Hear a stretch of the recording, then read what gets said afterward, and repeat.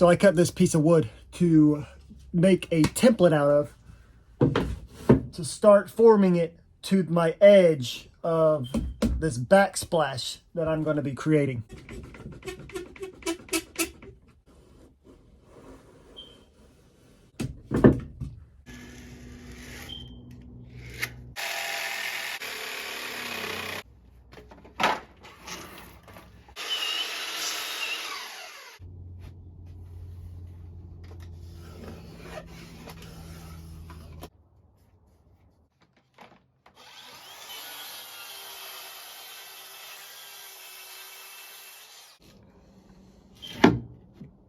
And then I'm going to need to add a hole for my water inlet that is going to go right here.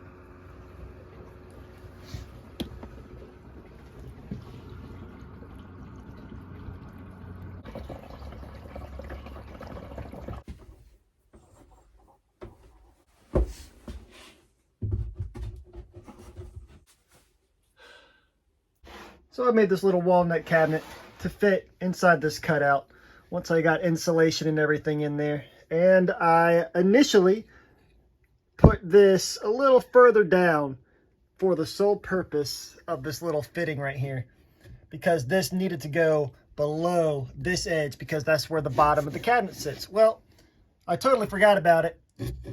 Made my hole a little too tall and the edge of it hits this fitting. Worst case, I'm going to have to cut this down, cut off an inch from these side portions and just raise it off. So it's going to be an inch gap on the bottom of my plywood, but I could just tack on another piece and it won't be visible because I'm going to hide it with some teal tile.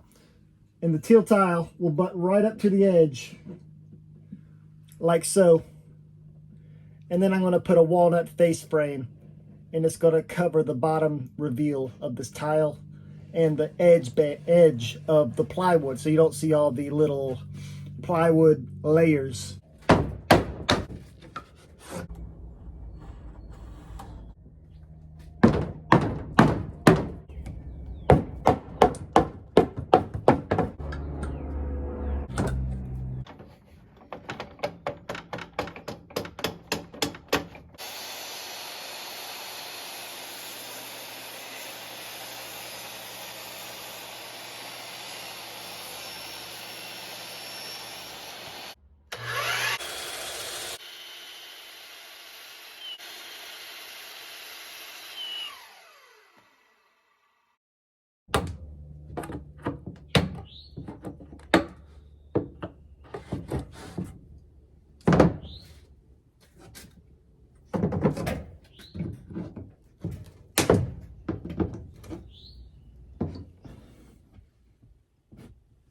All right, well, good news, it fits.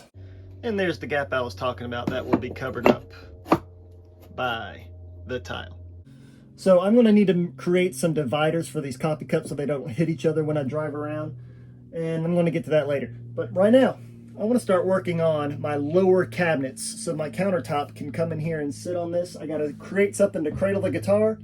And because my water fittings and my water tank are all down here and I want to have access to that all the time, I'm going to put on a faux cabinet front. So let's get making that.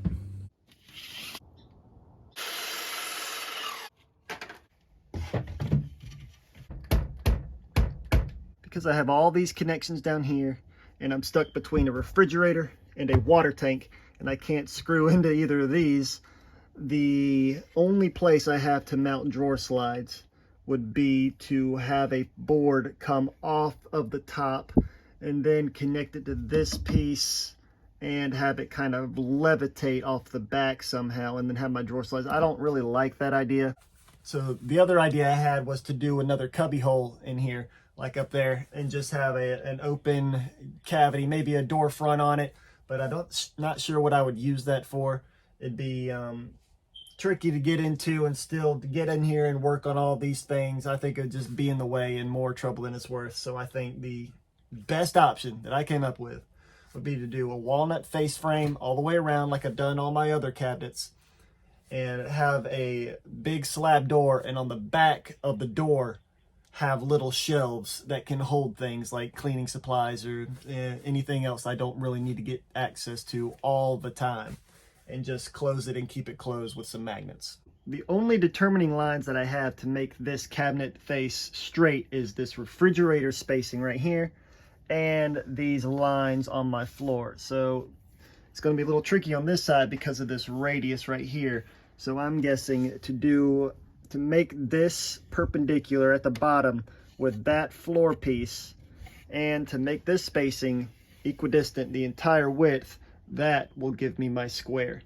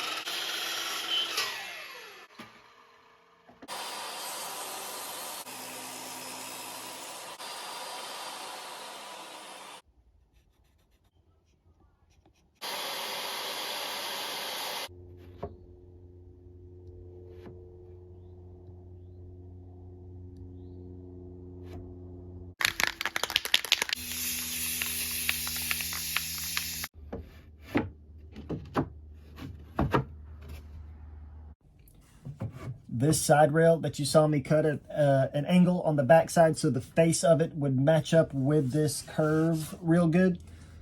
Because this piece was cut that way, it's a little wonky. So typically you build your face frames with your rails. You got your top rail and your bottom rail pocket hold into the side rails, and that gives a nice flush face. But because this piece is a little cattywampus, it's not going to work properly. So I'm just going to put these on and tack them in place, and then cut the top and the bottom rail to fit.